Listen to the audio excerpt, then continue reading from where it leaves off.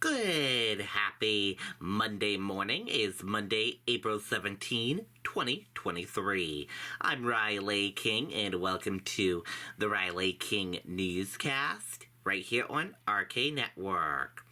We have a lot of news to get to this Monday morning, but first let's take a look at your weather and see how your Monday and the week ahead will look like for this week. With that full weather forecast, let's go to meteorologist Mike Haddad.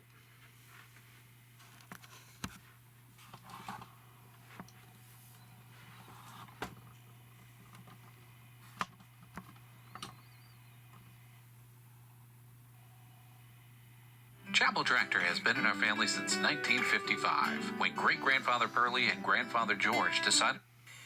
Thank you very much for joining us, Stormwatch 9 Weather on the Web. Here we are in the eve of Marathon Monday and another week going right through this month of April. We're moving along, and the next system is moving along as well. That will approach tomorrow with a band of showers. Now, a lot of that will hold off until the afternoon. Up until that point, a light onshore wind and some clouds moving on in tonight means a little bit of drizzle not out of the question overnight tonight into your Monday morning. For Marathon Monday, it will be cooler, highs on average in the 50s. Great news for runners, and the thunderstorm threat is very, very low. So a couple of light showers, maybe some mist or drizzle during the morning, a better chance of rain during the afternoon, could be an isolated downpour or two, and a very low chance of a rumble of thunder. A few more showers on Tuesday, and then it dries out for the balance of the week ahead. So here's a breakdown of Marathon Monday. If you're going to be hitting the course, good luck to you. For spectators, be prepared for some rain from time to time, most of it during the afternoon hours. But once again, good news here with our temperatures only in the 50s for highs on Monday. Overnight tonight, 40s to near 50. A little bit of mist or drizzle likely after midnight, along with areas of fog. You can see most of the moisture well off to our south and east on this Sunday, and that actually did allow partial sun and temperatures to jump above average again. But there is that system rotating in through the Ohio Valley. Looks like a lot of the energy will be right over us during the very late morning and the afternoon hours. So out ahead of it, that onshore wind means clouds, mist, drizzle, maybe a few sprinkles here or there through tomorrow early morning. Then during the rest of the morning hours, could be a couple of passing showers, maybe an isolated moderate shower.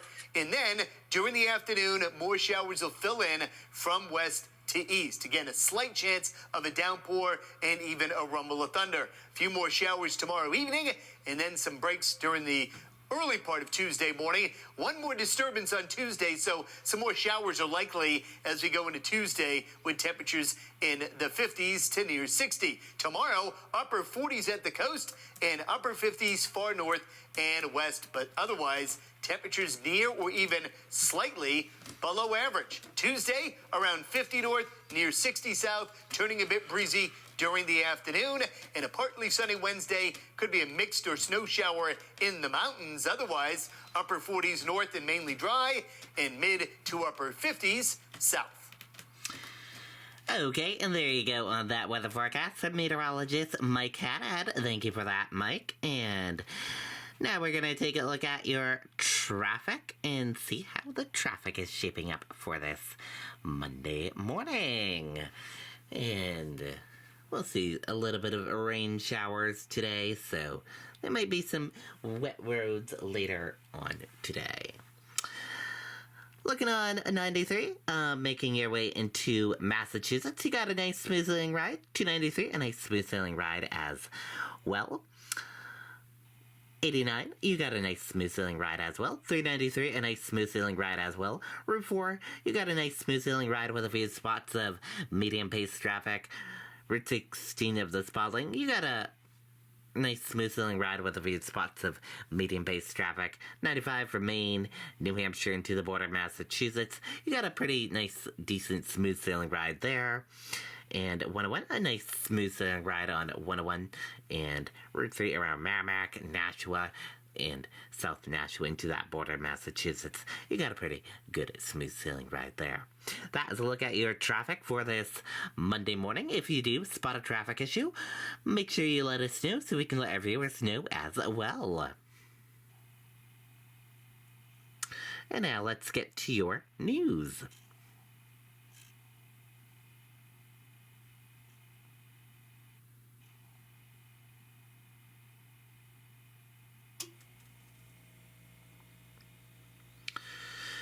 First up, Laconia family catches bear breaking into porch on camera. Let's take a listen to that video from WMUR News 9.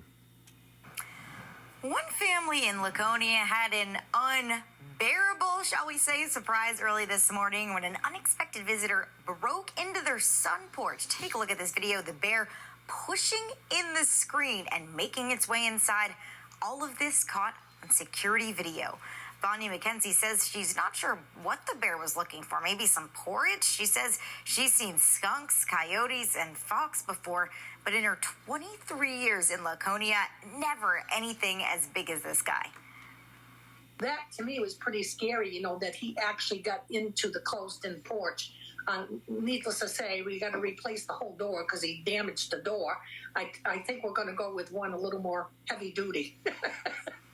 Great attitude there, though. Mackenzie says the bear left the same way he came in, and she says no humans or bears were injured in the incident.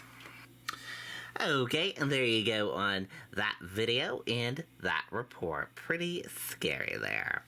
Father-daughter team from Bedford will run first Boston Marathon today. Let's take a listen to that video from WMUR News 9. This is neutral. Vodka, seltzer, real juice. Everything is... Yeah, Grace, running is such a common thread for so many families that we have profiled leading up to this Boston Marathon. And for Dr. Cap, as they call him, and his daughter Madeline, Monday is going to be awesome. Their first marathon together. Here is their story. The Snowflake Shuffle on January 15th, 2017. That's when Dr. Robert Capodalupo and Robert the Runner became one. While participating in the race, he got a phone call from his daughter, who was up ahead. She told him a runner was down. And I catch up to her, and lo and behold, a bunch of runners on the side of the road. A runner had gone down, cardiac arrest. He was the perfect person to help. Dr. Cap started CPR, and along with EMTs, he used the AED machine to revive him. Weeks later, Ray Billings thanking those who saved his life. Thank you very much. Thank you. Good. Including a big hug for the doctor, and the two have become good friends. He's gone on to be a great runner. Much faster than I am. We chase each other on these running courses. He usually wins, and there's always a picture of us at the finish line together. His career intersected with running that day, and running crosses over to his family life. Dr. Cap and his daughter Madeline, a recent Merrimack College grad, will run the Boston Marathon together. They first did a race when Madeline was 8 years old. Madeline will turn 23 on Marathon Monday, April 17th. Yeah, there's definitely a little bit of a competition, but it's fun to have all this quality time and stuff to plan all the runs. It's been great. It's been fantastic. I think it's my role as a father, right? It's a great bonding experience with one of your children to go through this. They are charity runners that chose to be on the Miles for Miracles team for Boston Children's Hospital. Madeline, who is a paraprofessional in the Bedford School District, made the choice. I chose Boston Children's Miles for Miracles because I work in intensive needs, and I think that Boston Children's can do a lot of research to help those kids. We talked a lot about which charity we should run for. I left a lot of it up to Madeline, and she picked Boston Children's, which I think is fantastic. So this father-daughter team is heading to the start line in Hopkinton on Monday. They will hopefully start together, but finishing together, probably not. I wish I was a little faster. I wish we could run together more, but the distance between us increases as the runs get longer. Separated on the course, but together in the journey. Good luck to the Capodaluppos, both running their first Boston Marathons. So cool for that family, and they get to start the race together. Well, let's go, Capadolupos. Have a great one on Monday. Okay, and there you go on that video and that report. Cool. The annual Made in New Hampshire Expo draws thousands, highlights local businesses as well. Let's take a listen to that video from WMUR News 9. Mom, what's that? Nothing. Just get in the car. Let's go. Come on. Welcome back. The hard work of Granite State small businesses was on display this weekend at the annual Made in New Hampshire Expo. Dozens of vendors displayed showed off their New Hampshire-owned and made products, giving local businesses a boost and buyers yet another reason to shop local. Getting the people out, especially on the weekends, someplace to go, just getting involved with the community, it's beautiful. It's a great time here. This is incredible. It's so good that New Hampshire does these kind of things. You know, you can get out and feel part of it. I love it. Today was the final day of the 3-day expo, which drew thousands of people in its 26th year. Okay, and there you go on that video and that report. Manchester woman making Boston her second marathon of the weekend. Let's take a listen to that video from WMUR News 9. All right, and how about this story? There was a marathon in New Hampshire today, the Cheap Marathon in Derry, and this is Beth Connolly from Manchester. She ran the Cheap Marathon today. Tomorrow, she's running the Boston Marathon. 2 marathons in 2 days. How about that? People will say, you ran a marathon today and you're running Boston tomorrow? You're crazy. They have several. And today I got some looks from people going, are you still doing that tomorrow? And I was like, yeah, we're good. I'm very excited. I felt like today, just released a little bit and I'm ready. I love everything about this race. So I'm going to have a good time tomorrow. And 2 more notes about Beth. Tomorrow is her 41st birthday, so happy birthday. And she runs for Dana-Farber, and through the years, she has raised over $100,000. She was honored by Dana-Farber for that today. Okay, and there you go on that video and that report. Good luck to her. Man accused of driving ATV rider off-road, pointing a handgun in the face as well. Let's take a listen to that video from WMUR News 9. Barnstead police say they arrested this man Friday after he allegedly threatened someone on an SUV. They say James Peters was driving his truck near Varney Road and chased someone driving an ATV before driving them off the road. They say Peters then pointed a handgun at that person, threatening to kill him and his dog. Police say Peters was arrested last year for shooting at 2 women in a vehicle. Okay, and there you go on that video and that report. New Hampshire athletes prepare for the Boston Marathon. Let's take a listen to that video from WMUR News 9. You got a ricotta with Calvani, Italy's #1 cheese brand. Well, all is quiet. It's the calm before the storm right now, which is great. We're located on Boylston Street, about 150 yards past the finish line. We are right where runners will be getting their medals put over their heads tomorrow after finishing the race. That includes 30,000 runners trying to win those medals, or earn those medals, rather, and 380 runners from New Hampshire. The great state of New Hampshire is well represented. As usual, we caught up with some Granite State runners on this night before the race. The night before the race. It's arrived. Yes, it is. I'm so excited. I can't wait. I've wanted to run this for 10 years. So. Why did you want to run it? Just because it's Boston. What's the best part about the Boston Marathon? I think the reason you do it, the people that you do it for. I usually run for a charity for 50 legs. So to me, you run for those who can't. So there's the finish line. You've crossed it before, but is it still super special? It is. I actually, when we did the 5K yesterday. The course went over it, and I kind of jumped it because I didn't want to officially step on it until tomorrow. I hope that it doesn't rain on me and that I finish hopefully in a good time, but just crossing that finish line. I'm nervous. I'm excited. I am energized being down here all weekend, and the crowds and the people, the tributes, all of the jackets from years past. It's amazing.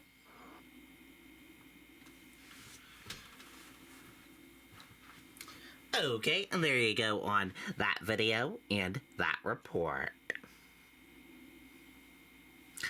Dozens walk in Manchester to remember, honor victims of the Holocaust. Let's take a listen to that video from WMUR News 9.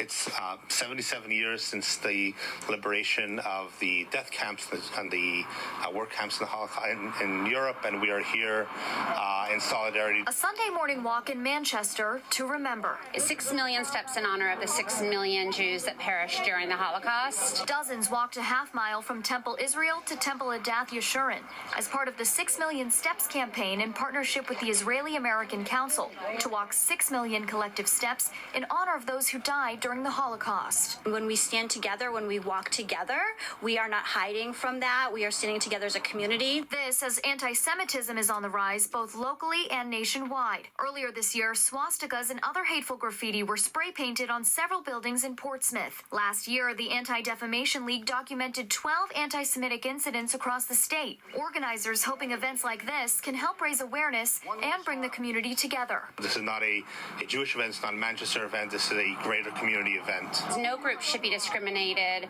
No children should be scared to go into their houses of worship. No parent should be afraid to send their children there. And as board members of the Federation, we see this all the time, and we ask our community to help us stand up. And again, Israel's Holocaust Remembrance Day is observed tomorrow, and the Jewish Federation of New Hampshire has several events planned later this week. You can learn more by heading over to their website. We're live in Manchester. Hannah Cotter, WMUR News 9. Okay, and there you go on that video and that report. Deadly shooting at Sweet 16 party in Alabama. Let's take a listen to that video from ABC News. Kayak compares both rental cars and car-sharing sites to find you a rental car. Download the Kayak app now.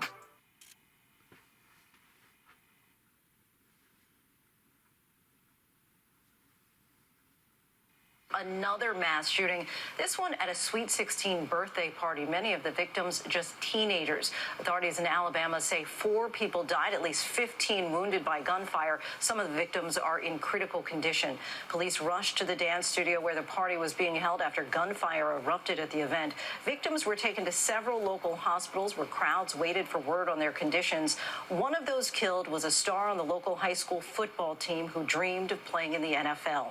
The incident is one of at least 9 mass shootings that took place in the United States on Saturday alone. So far this year, only 106 days into 2023, there have been at least 163 mass shootings in the U.S. Late today, President Biden called the recent violence outrageous and unacceptable.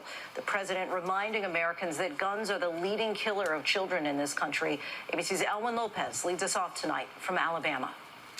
Tonight, a Sweet 16 birthday party turning deadly in this small Alabama town. Police have blocked off Broadneck Street in Dadeville. 4 killed and at least 15 others shot after gunfire erupted at the gathering, taking place at this dance hall. What happened? The hospital emergency unit here flooded, a crowd gathering outside. One hospital confirming most of the victims they received were teenagers. 5 of the patients in critical condition. One of those killed, 18-year-old Phil Dowdle, a promising football star set to play on a scholarship at Jacksonville State this fall, fatally shot at his sister's birthday party. Phil is a humble, a major smile. He had one goal is to, get to the NFL and take care of his mom. President Biden condemning the shooting in a statement today and repeating calls for gun control legislation, writing, "What has our nation come to when children cannot attend a birthday party without fear, when parents have to worry every time their kids walk out the door to school, to the movie theater, or to the park?" Residents of this tight-knit community in disbelief. Please do not let this moment define what you think about the city of Dable and our fine people. What we've dealt with is something that no community should have to endure. According to the Gun Violence Archive, so far this year has seen 163 mass shootings. That's an average of more than 1.5 a day, the most at this point of the year on record. Just an astonishing record there. Elwyn Lopez joins us now from the scene of that shooting. Elwyn, what's the latest that you're hearing from authorities about potential suspects in the case? And Lindsay, this community is still in shock. So far, police have released a few details. It is unclear who was behind that shooting, but at this point, authorities say that there is no risk to the public. Hi, everyone. George Stephanopoulos here. Thanks for checking out the ABC. Okay, and there you go on that video and that report. That does it for the Riley King Newscast right here on RK Network. Thank you for tuning in and watching. Have a great day and goodbye.